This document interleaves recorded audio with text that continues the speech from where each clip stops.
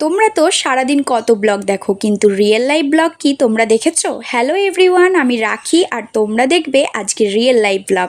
এখন বাজে বেলা 12টা আর আমি এখন যাব পড়াতে, তাই ফটাফট রেডি হয়ে নিই। প্রথমেই ফেস ওয়াশ দিয়ে ভালো করে মুখটা ঘষে মেজে নিলাম, তারপরেই পাশে একটা কাঁচা জামা ছিল ওটা দিয়েই মুখ মুছে নিলাম। ফেস ওয়াশ করতে গিয়ে নাকে জল ঢুকিয়ে ফেলেছি, তাই নাক টানতে টানতেই আমার জীবন শেষ। মুখে একটু সিরাম দিয়ে ঘষে মেজে নিলাম, তারপর টুপিওয়ালা ডট অ্যান্ড কি এর ময়শ্চারাইজার ইউজ করে নিলাম। এটা গলাতে দিতে খুবই কষ্ট হয় কারণ এটার খুব দাম, কিন্তু কিচ্ছু করার নেই, কারণ গলায় না দিলে তাহলে আমার মুখ আর গলার মাঝখানে ইন্ডিয়া পাকিস্তানের বর্ডার হয়ে যাবে। মুখটা শুকিয়ে নিই, তারপরে এই সানস্ক্রিন মেখে নিলাম যাতে এই রোদে সূর্যমামা আমায় টর্চার করতে না পারে।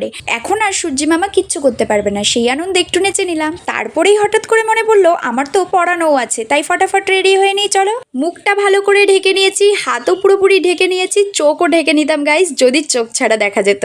এখন যদি চোখও ঢেকে নিই তাহলে আর নরকে ব্লগ করতে হবে না গাইস, ডাইরেক্ট স্বর্গে গিয়ে ব্লগ করতে হবে। ব্লগিং যখন শুরু করেছি তাহলে নরকের দৃশ্যই আগে দেখিয়ে দিই, তারপর মরার পর স্বর্গের দৃশ্য অবশ্যই তোমাদের সাথে শেয়ার করব। যাই হোক, এখন হয়ে গেছে আমার অনেক লেট, তাই তাড়াতাড়ি বেরোতে হবে। চলো তাড়াতাড়ি যাই। রকেটের স্পিডে সাইকেলটা চালিয়ে পৌঁছে গেলাম পড়াতে, আর এই যে ছোট্ট সোনা আমার সাথে খেলা আরম্ভ করে দিয়েছে পড়াতে এসেই। পড়িয়ে টড়িয়ে চললাম বাড়ি। আর তোমরা ততক্ষণে আমার চ্যানেলটাকে লাইক শেয়ার সাবস্ক্রাইব করতে ভুলো না। ততক্ষণের জন্য টাটা।